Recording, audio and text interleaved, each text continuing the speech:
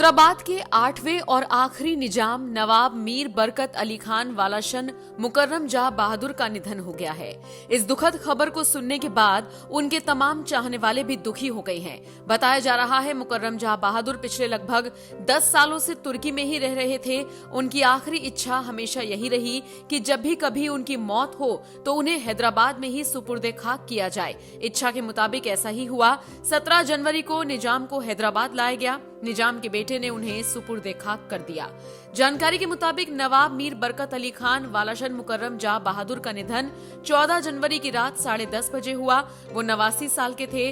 तुर्की के इस्तांबुल में उन्होंने आखिरी सांस ली। क्या आप जानते हैं निजाम खानदान की रईसी के चर्चे कितने मशहूर रहे?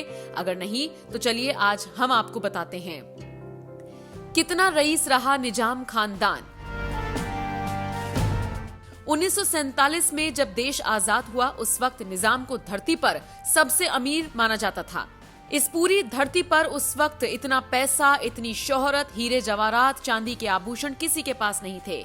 निजाम खानदान की कुल नेटवर्थ 17.47 लाख करोड़ यानी $230 बिलियन आंकी गई थी। निजाम की कुल संपत्ति उस वक्त अमेरिका की कुल जीडीपी की 2% थी। निजाम के पास अपनी करेंसी थी। सिक्का ढालने के लिए अपना टकसाल था। 100 मिलियन पाउंड का सोना, 400 मिलियन पाउंड के जवाहरात थे। निजाम खानदान के पास जैकब डायमंड था जो उस वक्त दुनिया के 7 सबसे महंगे हीरो में गिना जाता था। इसकी कीमत 50 मिलियन पाउंड के बराबर हुआ करती थी। निजाम खानदान के महल के कोने कोने में इतने महंगे आइटम्स रखे हुए थे जिनका मूल्यांकन करना भी मुश्किल था। निजाम के महल के गार्डन में लगभग 12 से 15 ट्रक सोने की ईंटों से लदे पड़े थे। इन ट्रकों में इतने जवाहरात थे कि ये ट्रक गार्डन की मिट्टी में धंसे जा रहे थे। निजाम के पास माणिक, मुक्ता, नीलम, पुखराज आदि के टोकरे भर भर कर तलघरों में रखे हुए थे। तो देखा आपने निजाम खानदान के पास कितनी संपत्ति हुआ करती थी।